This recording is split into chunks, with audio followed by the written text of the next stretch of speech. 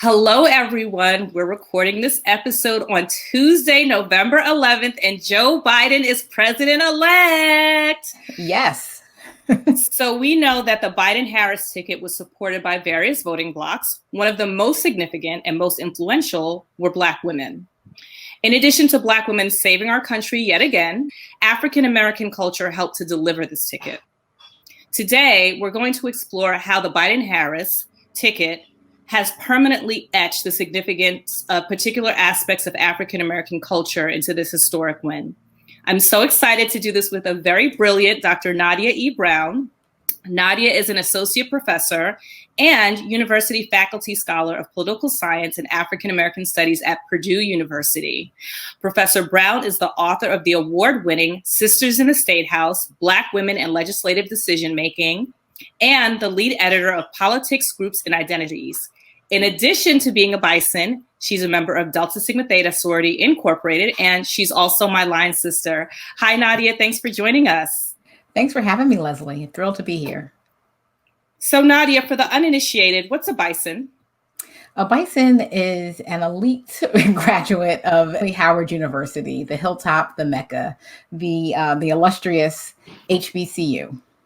Okay, and also Kamala Harris's alma mater as well.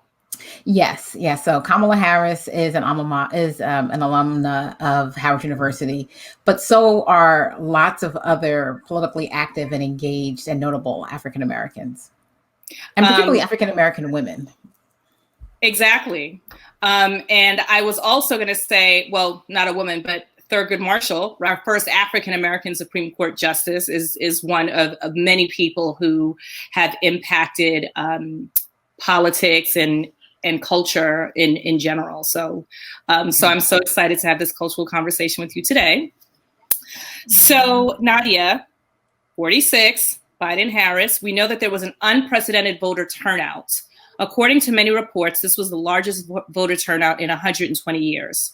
According to Michael McDonald of the University of Florida, whose U.S. Elections Project tracks voter turnout, more than 160 million Americans voted, which represents 66.9% of the potentially eligible voter population. McDonald said, "This is the largest participation since 1900, and by far the biggest of the modern era." What do you think drove this unprecedented voter turnout? Well, we're really facing the election season, right? So the cycle is not over. As you know, there's still 3 states that are outstanding. So I don't want to kind of put a cap on my remarks to make it seem as if this election is done. And in actuality, things will not be hemmed up until January 20th, until Donald Trump is out of the Oval Office. But this election saw a record number of turnout for a number of reasons. The first is that there never has been, except I would probably harken back to the 1800s around the Civil War. We haven't had a presidential election that the candidates were so stark, had such big differences, right? Where President Lincoln was really fighting to keep the nation together, and his opponent was saying, we can chalk up our losses, and right, we just split into 2 different countries. The other thing is there have been groups of people that have been mobilized in ways that we have never seen before. And this really goes out to Black women, right? Your alumna, Stacey Abrams in Georgia, the Fair Fight, LaTosha Brown, and the New Voter Project. These women are activating new voters, expanding the electorate. So what's different, and why some of these exit poll numbers are off, is because pollsters just weren't asking people if they were going to vote from these kind of demographics, people that we ordinarily don't see engaged in politics, which surprised us all in political science. So for those 2 reasons, right, that this is very stark contrast in the candidates that are running and the positions that they put forward. And then also this expanded electorate is why we saw the mobilization to expand the electorate is why we saw such a huge voter number turnout. So shifting gears to the presidential race, we know Biden beat Trump and Georgia went blue. The last time Georgia went Democratic was in 1992, with Bill Clinton taking 43.47% of the vote to George H.W. Bush's 42.88%. So for 30 years, Georgia has been a red state. In 2018, Stacey Abrams ran against Brian Kemp. then Georgia's Secretary of State for governor, who lost by fewer than 55,000 votes. Many believe she lost because of racially motivated voter suppression. Subsequent to that loss, Stacey Abrams founded Fair Fight, which is to combat voter suppression. I believe she started it in Georgia and then it became a national organization. Yes. Many people credit Stacey Abrams, a Black woman, a Spelman grad, which is a historically Black college for those who are listening who don't know what Spelman is, for turning this GOP stronghold into a blue state. Do you agree with this? And if so, what do you think the impact is going to be on how both parties view the significance of Black women in carrying or helping to carry national campaigns? And does this translate into political capital within these parties for Black women? Yeah, so that's a triple loaded question. So the first part, right? Voting Rights Act has been really gutted, right? With the Section 5 of the Pre-Clearance Act being pushed out of this. And this is only our second election since the Voting Rights Act has been gutted. So I think that we're going to see a lot more of this voter suppression because as Democrats recognized in the 1800s and the Republicans recognize now in the 2000s, the way to win votes when you don't have the majority of Americans voting for you is through voter suppression. And so what this means is for Black women and for marginalized communities throughout the nation is that your vote matters, right? If your vote didn't matter, these political parties would not be trying to suppress it. And they're doing old tricks, right? Nothing new under the sun is going on here, right? It's just not as violent and not as overt, but voter suppression is real. So Black women, like other groups of marginalized voters that we saw turn out in other locations, are really the key vote to securing Democrats in power.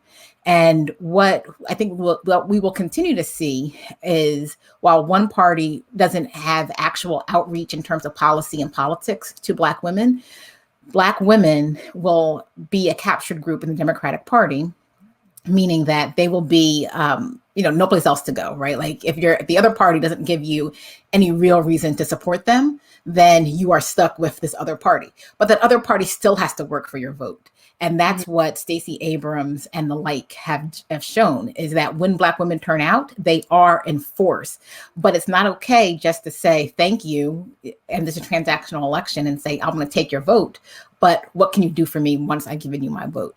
And that's what we've seen. I hope we will see, right, coming forward. Particularly in 2018, we saw that Black women were demanding more. And 2020 is I term it as the year of Black women candidates. And Kamala Harris and Joe Biden last Saturday really got up and said, thank you, Black women. We could not have done this without you in their victory speech. So they recognize they need Black women voters. But what I want to see happen is, well, then put your money behind these women, right? Let the Democratic Party support these women's candidacies. Let the Democratic Party support the issues that Black women prioritize. So it's an and both game, not an and or, not a if what, then nothing else will happen. Mm-hmm. Obviously we're talking about a state, Georgia, that for 30 years was red and, gave us was one of the states that essentially, pushed Biden over. Do you think there's going to be, some GOP outreach to Black women in terms of meaningful outreach? I mean, they have to see that their bench is homogeneous.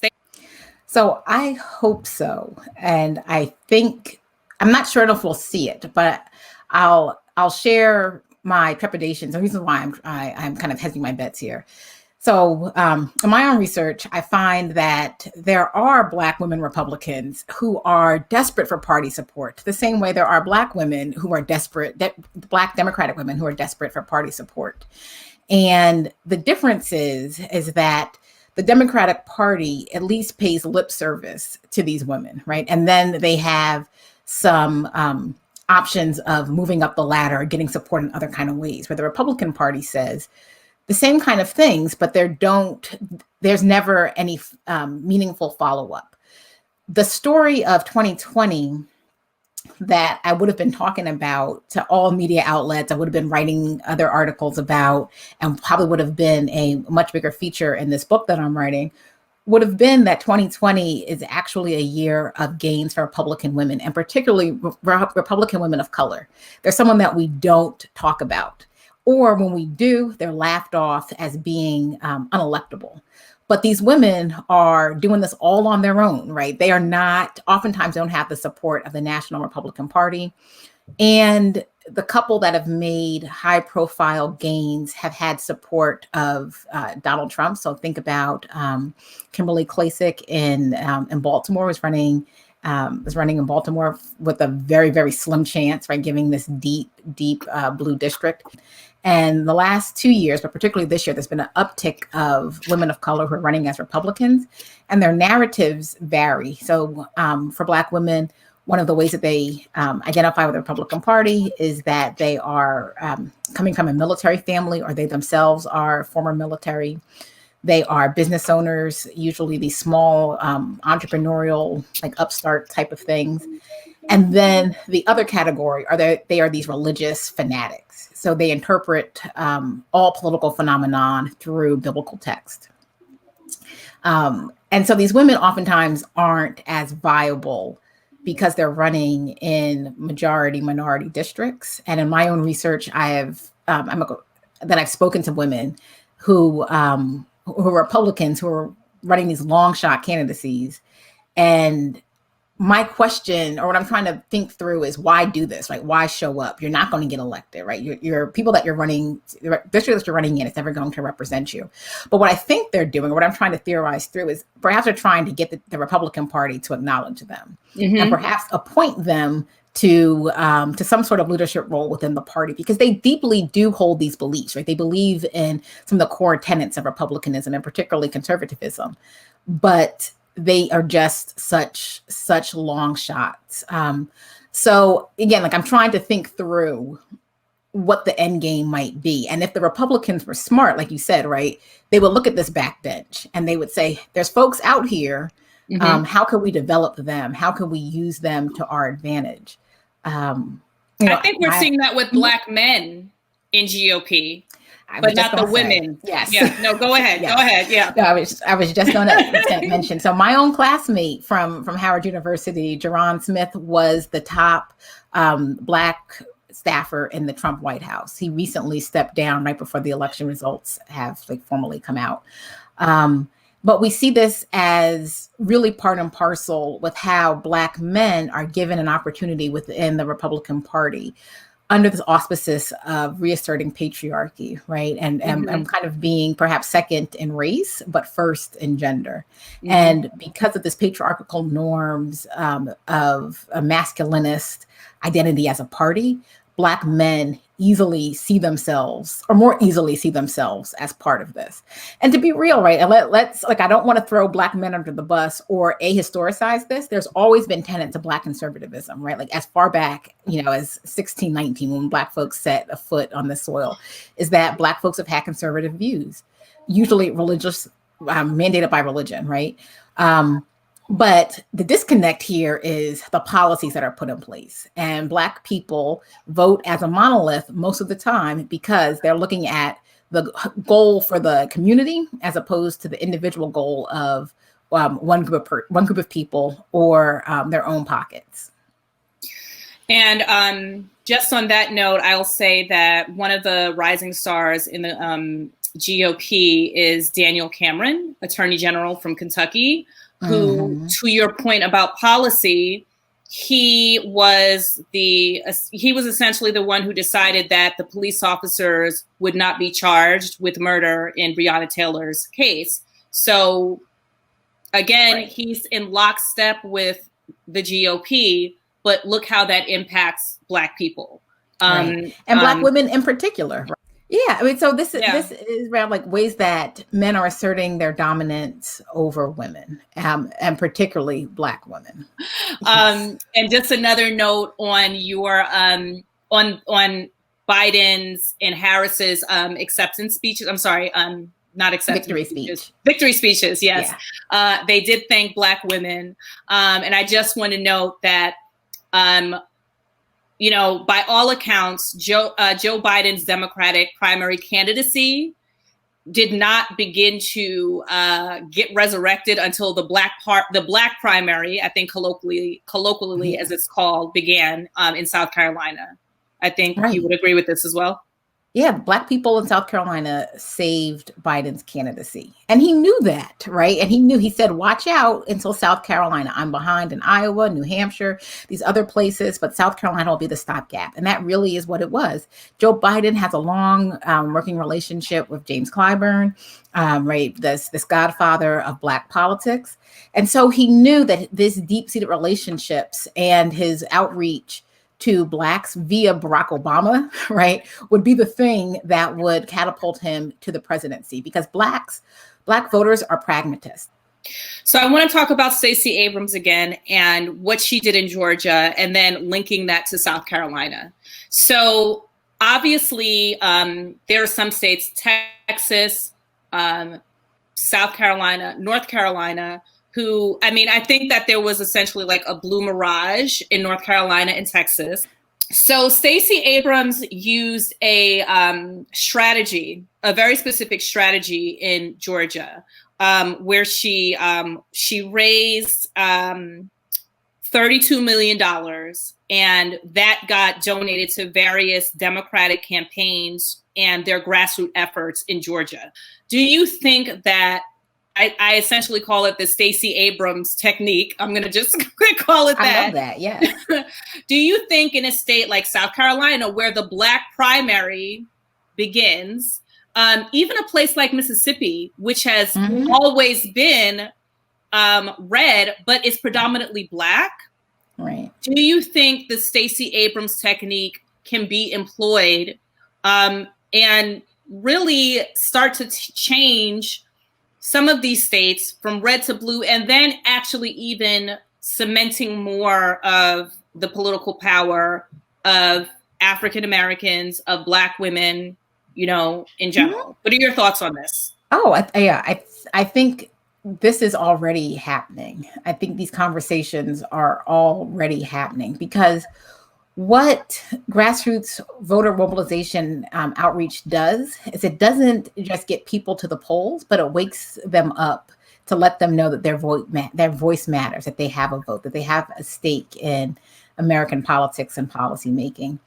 And this empowerment is what we know Black women do, right? So we look back to women like Septima Clark, Ella Baker, Fannie Lou Hamer, who were part of the playbook that Stacey Abrams used to get voters out, right? It's knocking on doors, it's listening to people, it's talking with them and finding out about the issues that they care about, because that should inform politicians. It shouldn't be the other way around. And once those kind of techniques are used that are, you know, this grassroots level of mobilization, listening to people, you can't put that lid back on, right? People don't go from being woke to unwoke, right? When this happens. So what's going to happen is that this is going to spread, and that other states are noticing this, right? Because people are talking to people organically. And then there are new leaders that Stacey Abrams have called to the fore, right? So this is an organic leadership development. So it's not you from some other outside community come in and talk to these folks. It is you in this community talk to your folks, and then have some other folks talk to some other folks, right? So this is a way that Black women have shown their indelible spirit in American politics. It's about us, it's about we. And what changes then is the dynamics of electoral politics. And this has been a ground game in several states that we would not have thought possible, right? So Georgia turning purple, then turning blue, Arizona, New Mexico, Nevada, right? All of these. I mean, Arizona owes a great deal of gratitude to tribal communities that were doing the same kind of work. Yeah. New Mexico elected an all-female delegation to Congress who are women of color. And this is because of the work that they have been doing. So this is so much more than Republicans or Democrats. These are about women empowering communities, particularly women of color empowering marginalized communities.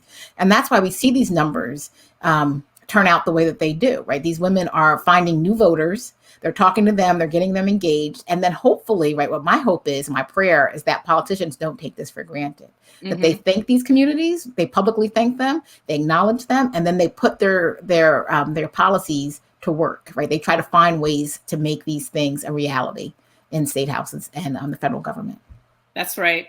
Really quickly before I move to my next question, what cabinet position do you want for Stacey Abrams? There's a meme basically that's like, she is whatever the F she wants. That's her cabinet position. Yes. But what would you like to see her as? Yes. So, this has been hard coming because I was originally like, Stacey Abrams is the most qualified person for VP. And it took me a while to get on board with Kamala Harris. Not anything to do with Kamala, right? I think she's the right choice for the right moment, and all of the reasons make sense. And I'm so glad that she's in this historic position. But Stacey Abrams is a nerd girl. She loves policy, right? She's not out here trying to shake hands as much as she is trying to get into the nitty gritty of politics and policy. So I would see her in doing something that is so hands-on, the technical expertise of understanding how bills are made, what, the rationale behind some of the policies. I'm not certain, again, like I think she can do anything that she wants, but I would want it to really be something that excites her. And as someone who cares deeply about, how the sausage is made, I think it's something, a cabinet position that won't be in the public eye, unfortunately. Okay. So, all right. So I'm going to tell you, and I don't know about you, but I know for myself, I've never heard the term HBCUs used so much in mainstream culture until this presidential campaign. Mm-hmm. Same here. Going back to 2019, when Senator Harris was rumored, she was a rumored presidential hopeful. She had hosted a book event where it had been reported that this was going to be a soft launch for her campaign. And Washington Post reporter Chelsea Janes, who was covering the campaign, she was covering this event. At that time, it wasn't her campaign, but she had covered this event. And she tweeted, quote, "Members of her sorority are in the room and screeched when she mentioned her time there. Did not expect to hear screeches here. After categorically being dragged by Black Twitter, she apologized. But then this same reporter wrote an October article for the Washington Post that began by saying, shortly after Senator Kamala D. Harris became Biden's running mate, the Democratic National Committee began receiving thousands of donations in the precise amount of $19.08 without any obvious explanation." So when I read this, I thought, obvious to who? Right. Because it's obvious to anyone who has cultural competence in the significance of Black Greek letter organizations. And, obviously the amount is attributed to the founding year of Harris's sorority, Alpha Kappa Alpha Sorority Incorporated. Do you think that the Biden-Harris win will now mean that mainstream outlets, like the way that they discuss HBCUs, BGLOs, like even understanding what those acronyms even stand for, Divine Nine, right? Do you think that this is going to now impact how mainstream outlets are covering and the cultural competence? What do you think about this? It should be, right? I think that's just a normative and resounding yes. And I write about this in this forthcoming book I have with Oxford University Press that'll come out in February. I have a case study with deltas, right, with our sorors. And what I do with this deep dive and using this focus group data is, if politicians aren't looking at deltas, if they're not looking at alphas and Qs and AKAs and SG rows, they have missed the boat. And it's precisely because these organizations provide women and men with civic skills necessary to behave in politics, right? And these organizations place a premium on members that can either themselves run for office or support those that run for office. That it is a culture of, just within these organizations that you should be politically active, right? Right. And particularly, right, joining Delta, if what you don't know about us is our lineage to women's suffrage, and particularly the ways that Black women have been marginalized and othered within white women's organizations to form the vote. Right? But then also, right, not only the political socialization, these are the members that have the tools, the civic skills to do so. They also have the money and the resources. So becoming a member of a Black Greek letter organization is not cheap. So you are talking to a group of people who have at least middle class standing, right, that have money to donate to campaigns and recognize the use of these resources. The same goes for a majority of HBCUs, right? You are politically socialized at HBCUs to care about Black communities and to learn deeply about them. And you can't leave without having even a tacit knowledge of the role that politics plays in uplifting Black communities. So, I mean, I just shake my head when I think about how tone deaf politicians have been on particularly this group, because it's an undertapped resource for them, that these organizations have been working politically since their inception. And because these organizations have this upwardly mobile, upwardly economically resourced group, it behooves them, right, to tap into us. But also, I think what this should show us in this election cycle is that we need to be tapping into us too. So if we can raise $19.08 for Kamala Harris, if we can raise $19.13 for any other dynamic Delta that is running, why can't we put that same money into other kind of programs, candidate training programs, youth civic involvement programs, which we are already doing, but it shows that there's outpouring of money towards resources that are doing things that are now just publicly recognized. So we need to keep doing this and recognize that we have the power to change national elections. Absolutely. And just for people who are listening who do not know, when Nadia said the Delta Sigma Theta Sorority Incorporated lineage in women's suffrage, our founders, college students, these were college age women at Howard University, their first public act was to march in the Women's Suffrage March of 1913. They had to march in the back. Right. They had to march in the back, but they were there. It's interesting because I think a lot of people of all races who are not well versed in knowledge of HBCUs and Divine Nine culture is that what I think people still don't understand, that the Biden-Harris win didn't only come from Howard and AKAs, but all Black Greek letter organizations and all HBCU students and alum who wanted to support Harris, because there's this community and familial aspect that you are indoctrinated in, quite frankly, in these organizations that you do not see in PWI and white Greek culture. I am hoping that this win, increases the cultural competence on the importance, to your point, that you're, this important study that you're doing in terms of tapping into HBCU alum and students and on culture. Another thing that I'm honestly hoping about.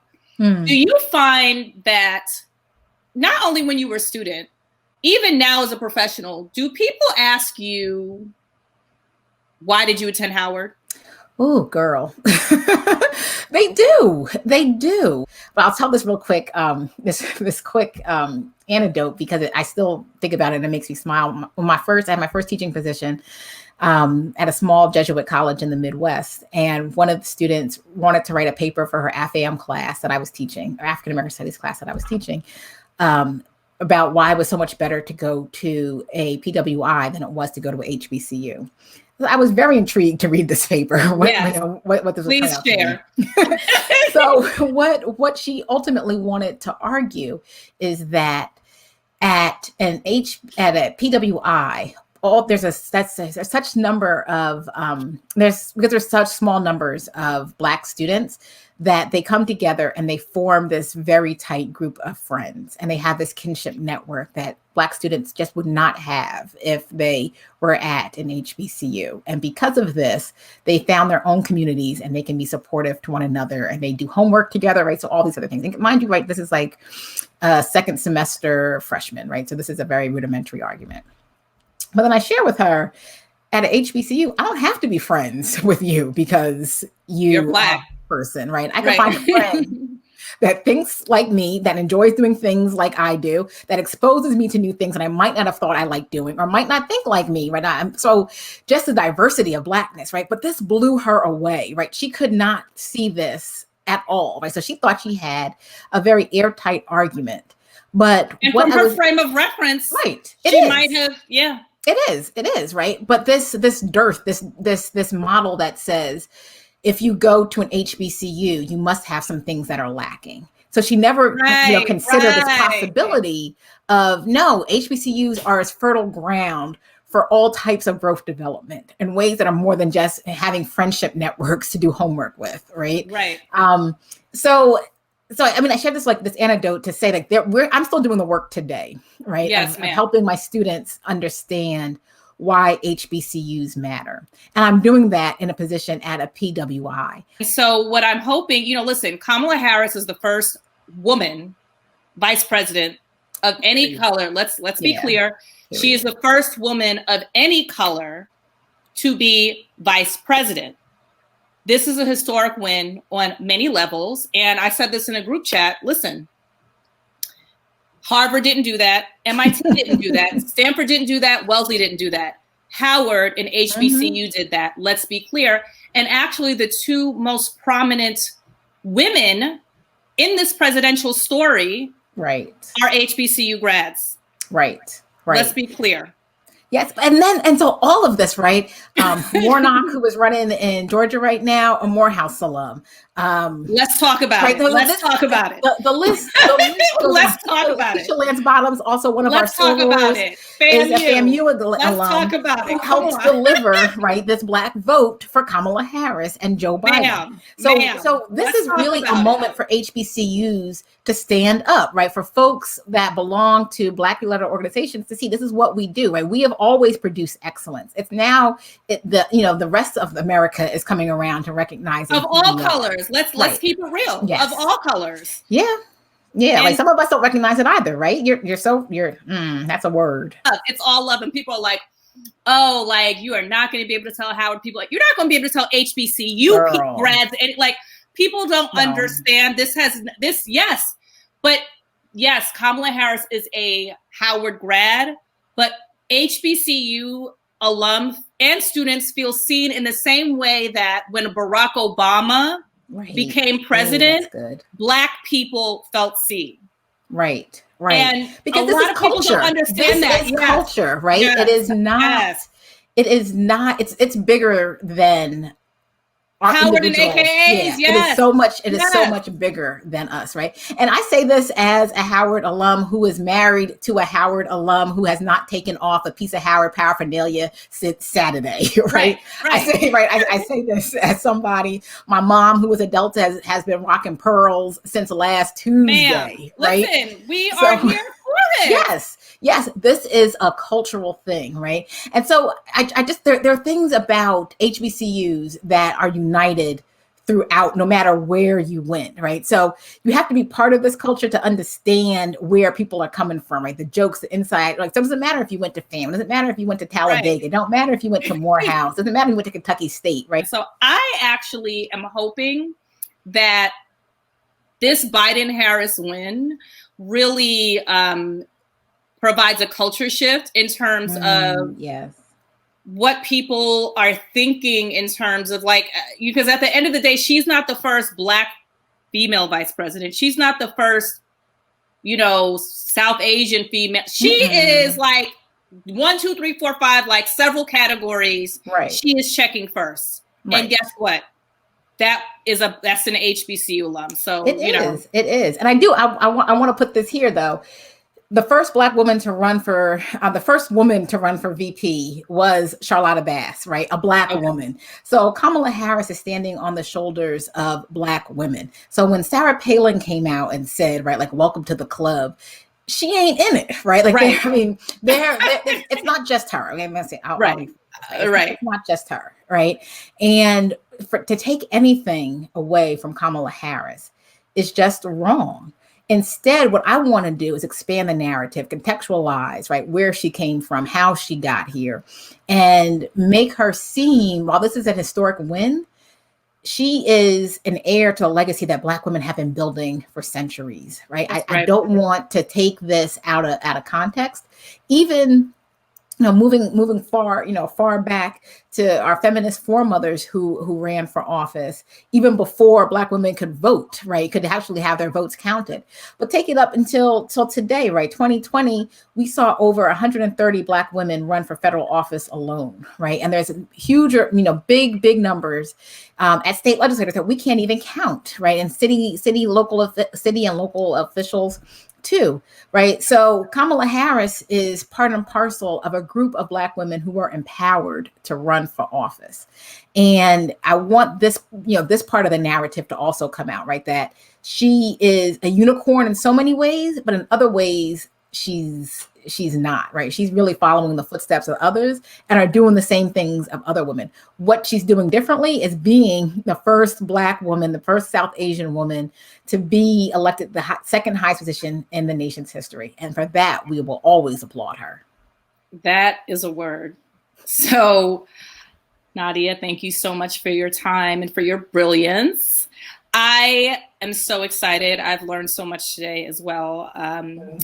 As you know, the podcast is curated by the Iconoclast Dinner Experience. This is my last question.